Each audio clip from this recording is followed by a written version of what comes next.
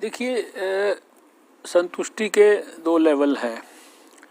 एक लेवल तो वो है कि जो अब से 1-2 महीना पहले हमारे देश में एक्टिव केसेस की जो संख्या थी वो 10 लाख के करीब थी और वो आज 50% के करीब 5 लाख से भी एक प्रकार से कम हो गई है। और जो रिकवरी रेट की जहाँ तक बात है वो ओवरऑल 93% है। मोर्टालिटी रेट जो है 1.48% है जी। और लगभग मेजॉरिटी ऑफ द कंट्री में केसेस का नंबर जो है वो डिक्लाइन पर है, including places like Maharashtra also.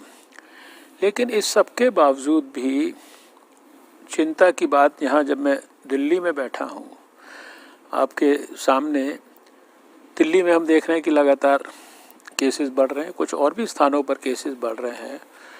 और ये सारी चीज़ें इसलिए हो रही हैं कि इतने आग्रह के बावजूद, यानी आग्रह की कोई, जिसे कहते हैं आग्रह करने की भी पराकाष्ठा जो हो सकती है वो क्या हो सकती है कि जो बात प्रधानमंत्री जी और सारी सरकार और सारी व्यवस्था और सारे कम्युनिकेशन के सिस्टम्स, इंक्लूडिंग हर समय टेलीफोन में भी आपको बताया जाता है, रिमाइंड कराया जाता है सरकार के द्वारा, उसके बावजूद भी और रिसेंटली प्रधानमंत्री जी के द्वारा उन्हीं सब बातों को दोबारा से राष्ट्र के नाम संदेश में दोहराने के बावजूद भी बड़ी संख्या में लोग अभी भी इस कोविड अनुरूप बिहेवियर को गंभीरता से, अभी आपने कहा कुछ लोग फॉलो नहीं कर रहे हैं, लेकिन मेरा ये अपना व्यक्तिगत जो अनुभव भी है और जो मैंने खुद भी इनफॉर्मली कैजुअली जाकर खुद जांच करने की कोशिश की फील्ड में, दिल्ली के अंदर विशेषकर, क्योंकि दिल्ली में ही मैं हूँ पिछले काफ़ी समय से, बाकी सारे देश से तो कनेक्ट वीडियो कॉन्फ्रेंस से होता है। तो शादी के अंदर, सोशल गैदरिंग के अंदर, फंक्शन के अंदर, बाज़ार के अंदर, किसी भी पब्लिक प्लेस के ऊपर, सब जगह ना तो कोई गंभीरता से सोशल डिस्टेंसिंग फॉलो करता है। सोशल डिस्टेंसिंग की बात तो छोड़िए, मास्क को भी नहीं पहनते। अभी 1 सप्ताह के अंदर अंदर ही दिल्ली में मैं सिर्फ इसी दृष्टि से जांच करने के लिए एक विवाह में बहुत आग्रह के ऊपर चला गया। अच्छा। वहाँ ना तो मैंने देखा कि वो नंबर फॉलो हो रहा था जो गाइडलाइंस में है, अच्छा, जो स्टैंडर्ड ऑपरेटिंग प्रोसीजर्स में है। और आपको सुनकर ये विश्वास नहीं होगा कि शादी में शायद 70-80% से ज़्यादा ही होंगे, कम नहीं होंगे। मेरा ख्याल से majority of the people they were either not wearing mask, या तो मास्क लगाया नहीं था, या मास्क अगर दिखाने के लिए लगा भी था तो वो गले पे यहाँ लटका हुआ था। और जैसे नॉर्मल शादी होती थी वैसे ही नॉर्मल शादी बैंक्वेट हॉल में दिख रही थी। अब ऐसी परिस्थिति होगी, मार्केट्स में क्या हो रहा है दिवाली के समय पे, बाज़ार के अंदर जो है वही नज़ारे उसी तरह से दिखते हैं, उसी तरह से लोग शॉपिंग कर रहे हैं, एक दूसरे के साथ कंधे टकरा रहे हैं, कोई मास्क की परवाह नहीं है।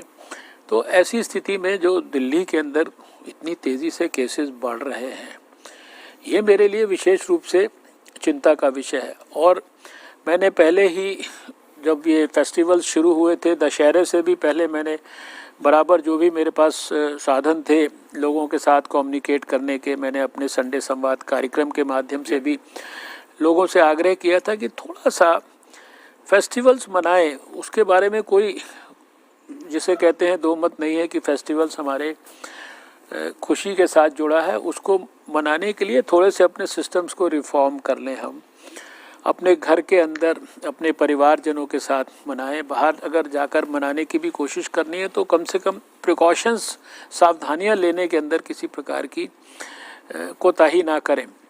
और अभी तो ये एक के बाद एक फेस्टिवल्स हैं। अभी तो देखिए, आज आप दिवाली का आपने चर्चा किया, 2 दिन दिवाली रहेगी, फिर इसके बाद छठ आएगा, भाई दूज में भी कितना इधर से उधर मूवमेंट होता है, एक स्थान से दूसरे स्थान। ये सब चीज़ें, सबसे बड़ी बात यह है कि जो बार बार कहा जा रहा है कि भाई वैक्सीन जब आएगी, ये सोशल वैक्सीन है, मास्क, 2 गज की दूरी सोशल वैक्सीन है।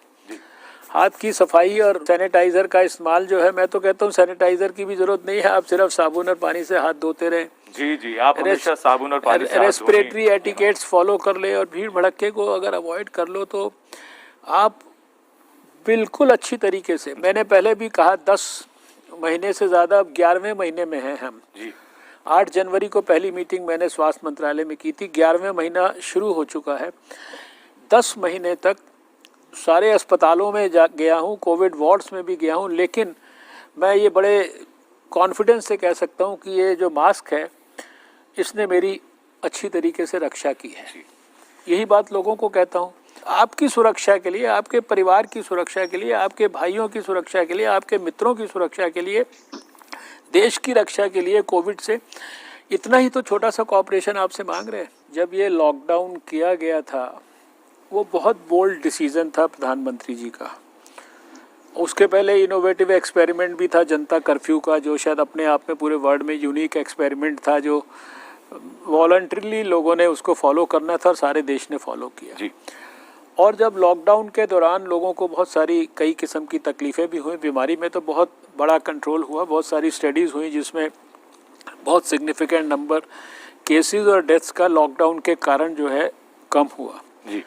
और जब एक इकॉनमी या लोगों की रोज़मर्रा की ज़िंदगी, उनके रोज़गार, उनकी सारी अपनी नीड्स की चिंता करने के साथ साथ उनको कोविड से बचाने के बीच में जब एक बैलेंस स्ट्राइक करना था, तो फिर एक बोल्ड डिसीजन हुआ धीरे धीरे अनलॉक करने का भी। और अनलॉक भी कोई एक दिन में नहीं किया गया, ये अनलॉक फेजेस में किया गया, धीरे धीरे एक्टिविटीज़। अभी भी देखिए स्कूल अभी भी नहीं खुले हैं और ये धीरे धीरे एक्टिविटीज़ की गई, साथ साथ लोगों को एजुकेट भी करते गए, साथ साथ लोगों की नॉर्मल ज़िंदगी को भी प्रारंभ कराया गया।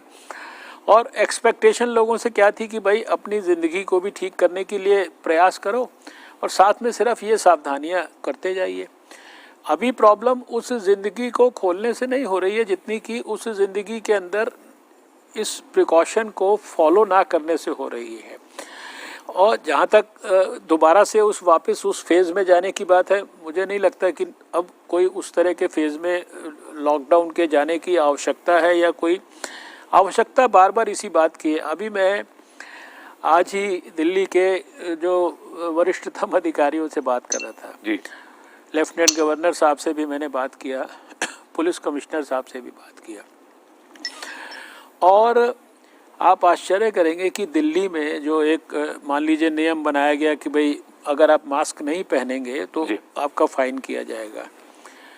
जो फ़ाइन करके जो एक प्रकार से इसको मैं रेवेन्यू तो नहीं मानता, लेकिन ये एक तरह से लोगों का सोशल कंट्रीब्यूशन है एक बीमारी से लड़ाई लड़ने के लिए। उसमें जो उन्होंने कलेक्शन किया है that runs into crores. Can you imagine? इतने लेवल पे इतने एक्शंस लेने के बावजूद भी लोग अगर लापरवाही कर रहे हैं तो इसके लिए किसको ब्लेम किया जाए?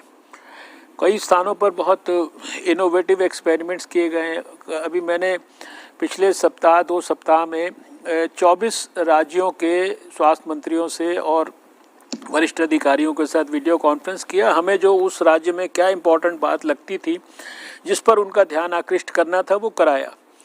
बहुत सारे लोगों ने, अब उत्तराखंड के मुख्यमंत्री ने मुझे कहा कि हम बाज़ार में जाके फ़ाइन भी करते हैं और फ़ाइन करके 4 मास्क भी उसको देते हैं। यानी सरकारों की तरफ से अलग अलग स्तर पर, महाराष्ट्र ने कहा उन्होंने मास्क की कीमत को जो है इसकी प्राइसिंग को कंट्रोल करने के लिए स्पेसिफिक एफर्ट्स किए। सब स्टेट गवर्नमेंट्स के हमारे पास अच्छे गुड प्रैक्टिसेस के उदाहरण हैं, लेकिन लोगों से तो बहुत बड़ी अपेक्षा नहीं की जा रही ना। सरकार सिर्फ उनकी ज़िंदगी को नॉर्मल करने का भी प्रयास कर रही है। आने वाले समय में उनके लिए वैक्सीन पर रिसर्च करा रही है, वैक्सीन डिलीवरी कराने की तैयारी कर रही है अगले साल। और आपसे सिर्फ उम्मीद एक ही की जा रही है कि आप ये हमारी 2-3-4 बातों को फॉलो कर लीजिए। यूरोप में या जहाँ भी लॉकडाउन वगैरह दोबारा किए गए, हमें नहीं लगता हमारे यहाँ केसेस जो है ब्रॉडली, हमारे यहाँ केसेस की संख्या जैसा मैंने शुरू में कहा एक्टिव केसेस जो है वो 50%, यानी अगर 85-86 लाख लोग बीमार हुए हैं तो 80 लाख से ज़्यादा हमारे यहाँ पर देश में घर चले गए ठीक होके। जो अभी इस समय एक्टिव केसेस भी हैं, ये cases on road to recovery हैं। बहुत थोड़ी सी संख्या जो है जो दुर्भाग्य से मृत्यु की शिकार हुई है, 1.5% से भी कम है। तो अगर ये अभी सिर्फ चैलेंज ये है कि ये ट्रांसमिशन हम कट कैसे करें। ट्रांसमिशन कट करने के लिए यही बैरियर है। अगर इस बैरियर का इस्तेमाल सब लोग कर लें, 1 महीना ठीक से कर लें, मैं समझता हूँ बहुत सिग्निफिकेंटली जो है ये ट्रांसमिशन हमारा जो है कम हो जाएगा। अभी सर्दी का मौसम है जी, और इतने सालों का हमारा अनुभव है कि नवंबर दिसंबर में दिल्ली में जैसे खासकर पॉल्यूशन लेवल एनसीआर वगैरह में बढ़ जाते हैं, वो इस साल भी बढ़े हुए हैं जी। जो भी उसके मूल कारण है उसके ऊपर मैं विश्लेषण नहीं करता वो कारण काफ़ी हद तक बने हुए हैं, उनमें सुधार नहीं हो पा रहा है, लेकिन उसको भी अगर मद्देनज़र रखें तो उस पॉल्यूशन से भी अपने आप को बचाने के लिए ये मास्क जो है एक बड़ा टूल है। जब कोविड नहीं आया था तब भी लोग मास्क लगाते थे ना, पॉल्यूशन जब बढ़ जाता था। तो इस कारण से भी अगर मास्क लगाएं तो क्या हर्जा है किसी भी प्रकार से। और डॉक्टर गुलेरिया ने भी उस बात को बड़ा स्पष्ट किया कि अभी सर्दी है तो बंद कमरे में हम रहते हैं, तो उसी एनवायरनमेंट में जब सर्कुलेशन होता है तो और घर जाके सारे के सारे डाइनिंग टेबल पे जो है मास्क उतार के इकट्ठे बैठ के खाना खाते हैं या इकट्ठे कमरे में जाते हैं, एक आदमी बाहर से इन्फेक्शन लेके आया है और बाकी सबके साथ एक कमरे में बैठे हैं, तो फिर एक दूसरे से ट्रांसमिशन होगा या सुपर स्प्रेडर इवेंट्स के माध्यम से होगा। इसीलिए हम इन वीडियो कॉन्फ्रेंसेस में भी हम ये हाईलाइट कर रहे हैं, अंडरलाइन कर रहे हैं कि भाई जहाँ पे भीड़ है, ये सुपर स्प्रेडिंग के पोटेंशियल जो इवेंट्स या एक्टिविटीज़ जहाँ हो रही है वहाँ जाके टेस्टिंग करिए, बड़े पैमाने पर टेस्टिंग करिए। जितनी ज़्यादा टेस्टिंग करेंगे, जितनी जल्दी जो है हम पॉजिटिव केस को ढूंढ लेंगे और जितनी जल्दी उसको फिर उसके कॉन्टैक्ट्स को ट्रेस कर लेंगे 1-2 दिन के अंदर अंदर ही, और फिर उसके हिसाब से उसको अर्ली ट्रीटमेंट शुरू कर देंगे तो बीमारी पर भी काबू होगा और हम जो है मोर्टेलिटी रेट को भी नीचे रखने में सफल होंगे। लेकिन सब में सहयोग आप समझिए कि जनता का चाहिए। आज तक मुझे ऐसा ध्यान नहीं कि प्रधानमंत्री जी एक यही बेसिक बात जिसको हम इतनी देर से चर्चा कर रहे हैं, इसको पता नहीं आधा दर्जन बार बताने के बाद फिर दोबारा जो है उन्होंने राष्ट्र के नाम संदेश देकर बताया त्यौहार से, फेस्टिवल से पहले। इसी से लोगों को समझना चाहिए कि इस बात का कितना बड़ा इम्पोर्टेंस है कि एक देश का प्रधानमंत्री टेलीविज़न पे आकर 140 करोड़ लोगों को कह रहा है भाई मास्क पहनो और ज़रा फेस्टिवल्स में सावधानी रखो, अपने स्वास्थ्य की रक्षा करो। देखिए, जहाँ तक अस्पतालों के प्रिपरेशन की बात है तो बहुत पहले से, जब देश में कुछ फ्यू हंड्रेड केसेस ही थे पूरे देश में, तब से हम लोग सारे देश में तैयारियों के बारे में प्लानिंग कर रहे हैं। और प्लानिंग ही खाली नहीं की, बहुत पहले ही देश में 3 प्रकार की व्यवस्थाएं बनाई गई: Covid dedicated hospitals, Covid health facilities, Covid care centres और चौथा जिनको हम क्वारंटाइन सेंटर्स बोलते हैं। जी।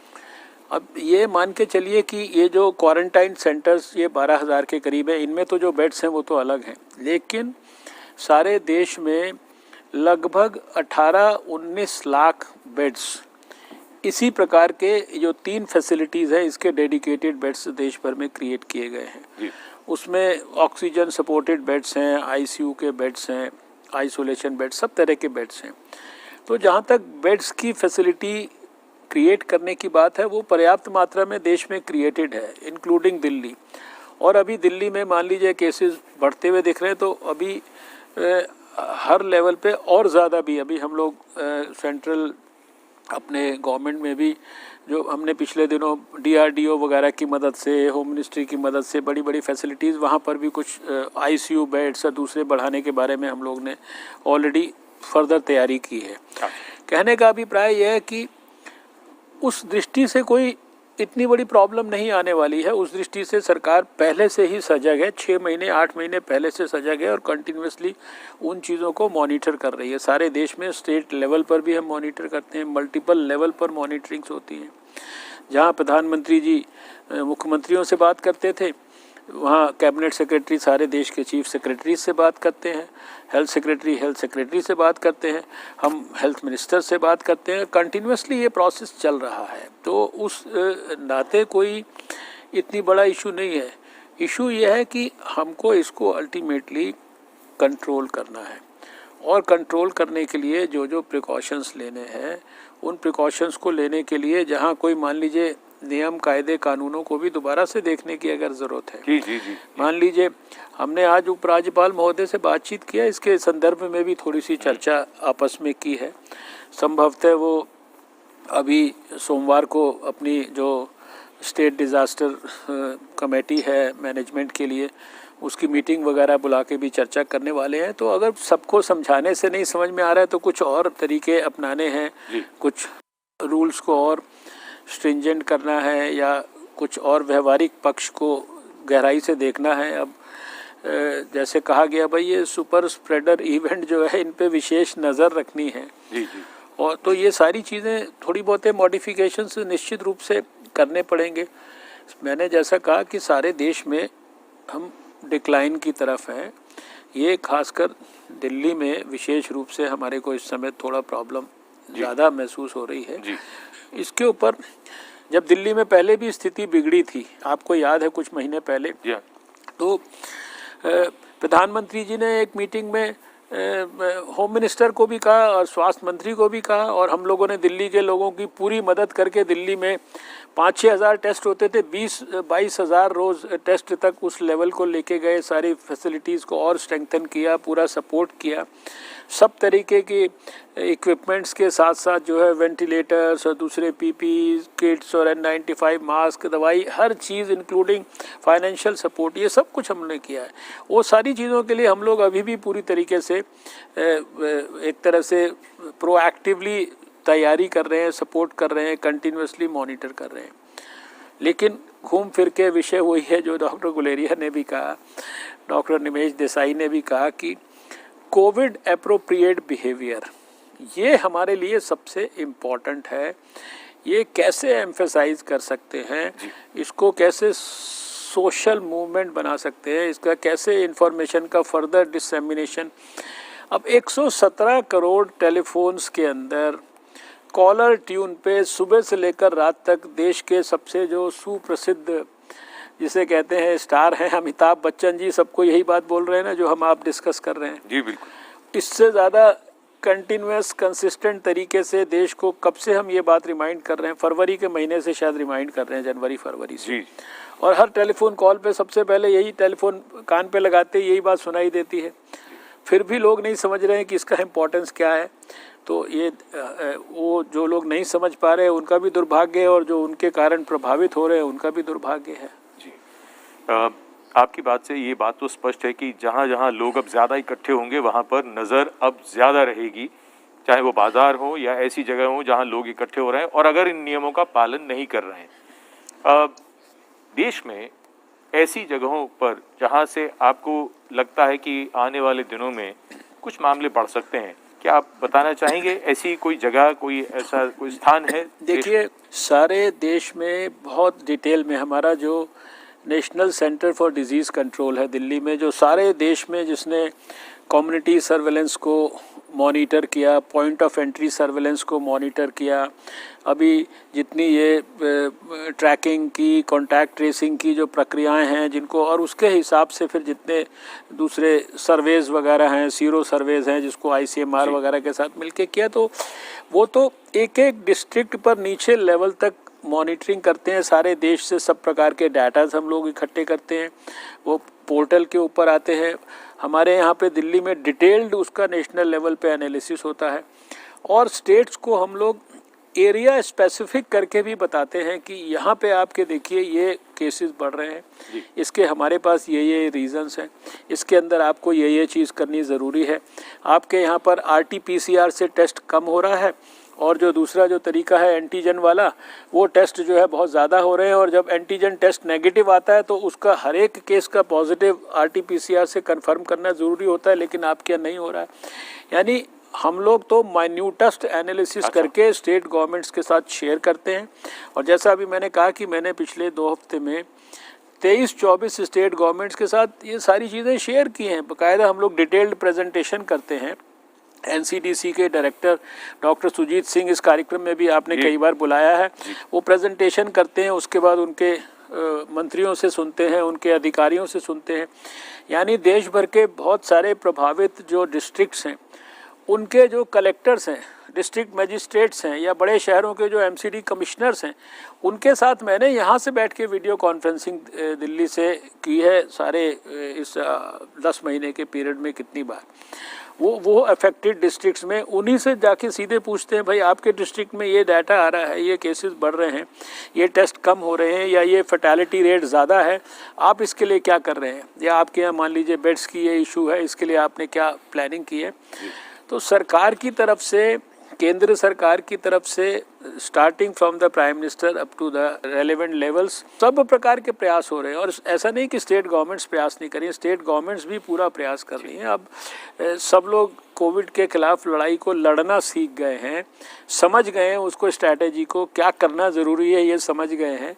लोगों के लिए भी कोई रॉकेट साइंस जैसी बात नहीं है, लोगों के लिए तो सिंपल सी बातें हैं, वो भी लोगों को बता दिया है। बिल्कुल। और आपने देखा कि गांव वगैरह के लोगों ने, शायद हमें लगता है थोड़ा शायद बेहतर समझा है, शायद गांव में इतना नहीं केसेस हो रहे जितने कि पढ़े लिखे लोगों के बीच में, शहरों के अंदर या पेरी अर्बन एरियाज़ के अंदर केसेस ज़्यादा हो रहे हैं। देखिए, पहले भी ये बात मैंने शेयर की है कि सरकार ने एक तरफ कोविड से जो प्रभावित लोग थे उनके लिए सारे इंतजाम किए पिछले 9-10 महीने में, दूसरी तरफ अपने वैज्ञानिकों की मदद से उनको सपोर्ट किया। जो वैक्सीन के मैन्युफैक्चरिंग से जुड़ी हुई कंपनियां हैं, ड्रग कंपनियां हैं, रिसर्चर्स हैं, उनको सपोर्ट किया जी। और उसका परिणाम यह है कि आज नवंबर के महीने में जब हम बात कर रहे हैं, तो यूँ तो दुनिया के अंदर 200 से ज़्यादा वैक्सीन कैंडिडेट्स हैं, उसमें से थोड़े से क्लिनिकल ट्रायल्स में एडवांस स्टेजेस में पहुंच गए हैं, 3-4 हमारे भारत के हैं उसमें, और उसमें से भी 2 तो थर्ड फेज में पहुंच गए हैं। और उस सब के आधार पर हमें उम्मीद है कि जैसे नया साल शुरू होगा 2021, तो पहले महीने में नहीं तो दूसरे महीने में हमारे को निश्चित रूप से वैक्सीन उपलब्ध हो जाएगी। और आज 2 महीने पहले से, यानी हम पिछले 2 महीने से इस बात की तैयारी कर रहे हैं कि जो हमारा अनुमान है कि जून जुलाई अगस्त तक हम देश में 25-30 करोड़ लोगों को हम वैक्सीन उपलब्ध करा दें। किसको सबसे पहले वैक्सीन लगनी चाहिए, उसकी प्रायोरिटीज़ तय हो गई हैं। उन प्रायोरिटीज़ के हिसाब से जो सबसे पहले मान लीजिए हेल्थ वर्कर्स हैं, फ्रंट लाइन वर्कर्स हैं, उनकी लाइन लिस्टिंग स्टेट्स की मदद से बनाकर उसके लिए भी सारे जो डाटा इकट्ठे हो रहे हैं उनको पोर्टल्स पे अपलोड किया जा रहा है। और इसके साथ साथ जो सारी वैक्सीन को डिलीवरी करने की प्रक्रिया है, यानी वैक्सीन जहां मैन्युफैक्चर होगी वहां से उसके स्टोरेज के स्थान से लेकर और अल्टीमेट उसके ग्रास रूट लेवल पे डिलीवरी के समय तक का जो मैकेनिज़्म है, उसमें वैक्सीन कैरियर्स हैं, स्टोरेज के सारे रेफ्रिजरेटर्स और जितने भी इक्विपमेंट्स हैं, सारी चीज़ें हैं। उसके लिए वैक्सीन की डिलीवरी के लिए लगाने के लिए सिरिंजेस हैं, वैक्सीनेटर्स की टीम्स हैं। और ये सारे काम को हमारा ऑलरेडी आप जानते हैं कि देश में हमारा इतना बड़ा यूनिवर्सल इम्यूनाइजेशन प्रोग्राम है। हम लगभग 1 दर्जन वैक्सीन्स बच्चों को फ्री देते हैं सारे देश के अंदर। उस प्रोग्राम में हमने अपनी जो योग्यता और क्षमता है, देश ने पोलियो इरेडिकेशन में शो की हुई है, यानी कि लाखों स्थानों पर पोलियो की वैक्सीन पिछले 25 साल से लगातार हम सारे बच्चों को जो है छोटे 5 साल से उनको हम दे रहे हैं। तो हमारा एक ई-विन प्लेटफॉर्म है जो कि वैक्सीन इंटेलिजेंस नेटवर्क है, जिसमें कि एक वैक्सीन जब बन के शुरू होती है और एंड पॉइंट तक जाती है, उसके हर जगह के पॉइंट पे ट्रैवलिंग का उसके ऊपर इलेक्ट्रॉनिक प्लेटफॉर्म पे उसका इंडिकेशन आता है। अब उस ई-विन प्लेटफॉर्म को भी हमने कोविन प्लेटफॉर्म में बदल दिया, यानी अब हमारा जो इलेक्ट्रॉनिक डाटा है उसमें वो सिर्फ वैक्सीन को ट्रेस करती थी। अब हमारे पास इस लेवल की तैयारी हम कर रहे हैं कि वो वैक्सीन का वो पर्टिकुलर बैच टेस्ट होने के बाद ट्रैवल करते हुए जब किसी व्यक्ति के शरीर में लगेगा इंजेक्शन की मदद से, और फिर उसकी दूसरी डोज मान लीजिए 2 हफ्ते 3 हफ्ते के बाद जो भी प्रिस्क्राइब्ड होगी वो लगेगी। जी। तो वो किसको लगा, कब लगा, कहाँ लगा, किसके माध्यम से लगा, और उसका साथ में सर्टिफिकेशन, उस वैक्सीन का सर्टिफिकेट, ये सारा भी इलेक्ट्रॉनिक प्लेटफॉर्म को कोविड इस लेवल की तैयारी हो रही है। और आप सोचिए कि ये 135-140 करोड़ के देश में हमारा टारगेट है कि हम जुलाई अगस्त तक हम 25 से 30 करोड़ लोगों को वैक्सीन दे दें। तो सरकार तो हर फ्रंट पर पूरी तैयारी कर रही है, और इस फ्रंट पर भी हमें पूरा विश्वास है कि अभी हम इस स्थिति में भी हैं कि जो प्लेटफॉर्म हम इलेक्ट्रॉनिक जो प्लेटफॉर्म बना रहे हैं, हम हो सकता है कि थोड़े समय के बाद आप सुने कि हम वो जो सर्विस है या उसकी जो टेक्नोलॉजी हम विकसित कर रहे हैं वो हम दुनिया के बाकी देशों को भी कहें कि अगर आपको ज़रूरत है तो आप भारत से सहायता ले सकते हैं, हम आपको आपका प्लेटफॉर्म जो है डेवलप करने के अंदर, क्योंकि अगर हम 135 करोड़ लोगों के देश में ये डेवलप कर सकते हैं तो कोई जो कम आबादी के देश हैं वो तो निश्चित रूप से, और कई सारे देश जो है बहुत सारी चीज़ों में हम लोगों की मदद लेने के लिए उन्होंने प्रयास इनिशिएट भी किए हैं। हमारी टीम्स दूसरे देशों में जाकर, पड़ोसी देशों में भी कई जगह पे जाके क्लिनिकल ट्रायल्स कैसे करने हैं उसकी ट्रेनिंग कर रहे हैं, और इस सारे काम को करने के लिए जितनी बड़ी मशीनरी यानी मैन पावर जो इस्तेमाल होनी है उसकी ट्रेनिंग की गाइडलाइंस, बहुत डिटेल्ड गाइडलाइंस, वो हमारा आई गॉट प्लेटफॉर्म है, उसके माध्यम से वो सारी तैयारियां भी साथ साथ चल रही हैं। तो बहुत बड़े लेवल पर देश में प्रयास हो रहा है। नेक्स्ट जो हमारा जो इसका एक तरह से पड़ाव आएगा कि देश को इम्यूनाइज करना है, वैक्सीनेट करना है, कोविड वैक्सीन जो है वो प्रायोरिटाइज करके लोगों को देनी है। तो मैं समझता हूँ कि देश को अभी तो सिर्फ एक ही चैलेंज है कि भाई सोशल वैक्सीन का ठीक से इस्तेमाल करो, जो बार बार इस प्रोग्राम में चर्चा हो रही है। आपके लिए प्रधानमंत्री जी नरेंद्र मोदी जी के मार्गदर्शन में वैक्सीन को लाने की भी तैयारी पूरे जोरों पर है। इस समय 2020 में तो संदेश सबके लिए अपने को और सारे समाज को कोविड से प्रोटेक्ट करने के संदर्भ में है। जहाँ तक दिवाली का या आने वाले जो फेस्टिवल्स हैं उनके बारे में है, तो मैं ये समझता हूँ कि उन फेस्टिवल्स को पूरे गरिमापूर्ण ढंग से हमेशा कोविड को at the back of mind रख के उससे अपने को प्रोटेक्ट करने की दृष्टि से, मैंने आपके लास्ट प्रोग्राम में भी कहा था कि जो फेस्टिवल के समय बहुत ज़्यादा पैसा वगैरह हम खर्च करते हैं, उस पैसे को, उस बजट को अपने आसपास किसी गरीब बस्ती में जाके गरीबों के बच्चों के साथ थोड़ा सा अगर आप वहाँ जाकर भी थोड़ा दिखाएं, उनको समझाएं कि सोशल डिस्टेंसिंग भी करें और मास्क भी पहनाएं, इस तरह की चीज़ें भी बांट के आएँ, और कुछ मिठाई है, कपड़े हैं तो उन गरीबों के बीच में बांट आएँ। उनको ऐसे काम में मत खर्च करिए जो शायद आपके प्राणों को भी जो है खतरे में डाल सकता है। तो मुझे लगता है कि ये शायद 2020 के लिए एक आइडियल तरीका होगा। बाकी जो अभी कहा गया कि न्यूट्रिशन पे ध्यान रखना, ठीक से अपना अच्छा भोजन करना, उसमें बैलेंस्ड की बात की गई है, फलों की बात की गई है, और फिर जो सिंपल तरीका है अपने आप को स्वस्थ रखने का, वॉकिंग से अच्छा और आसान तरीका तो कोई है नहीं, उसके लिए कोई उसका भी समय हम प्रॉपरली चुन सकते हैं। और ख़ासकर अगर पॉल्यूटेड एटमॉस्फेयर है तो थोड़ा मास्क लगाना चाहे तो मास्क भी उस समय लगा सकते हैं डिपेंडिंग अपॉन द सिचुएशन। तो यही बेसिकली एक्सरसाइजेज हैं। जितना खुशी आपको अपने घर के लोगों के साथ फेस्टिवल को मनाने में मिलेगी, और उसमें अभी डॉक्टर निमेश देसाई ने बड़ी महत्वपूर्ण बात का ध्यान दिलाया कि आपस में हम जब इकट्ठे होते हैं तो फिर सारे लोग मास्क उतार के एक साथ खाना खाते हैं, वो भी थोड़ा रिस्की है। इस समय डाइनिंग टेबल के ऊपर एक साथ सबका मास्क उतार के खाना खाना ये भी रिस्की है। तो फेस्टिवल में इन सब बातों का भी ध्यान करें। मुझे लगता है लोगों को सब बातें पता हैं, बराबर उनको एजुकेट किया जा रहा है, ध्यान दिलाया जा रहा है। तो अगर थोड़ा सा सावधानी फेस्टिवल के नाम पर ही दिवाली मनाते समय हम अपना लेंगे तो इससे देश का, समाज का बहुत भला हो सकता है।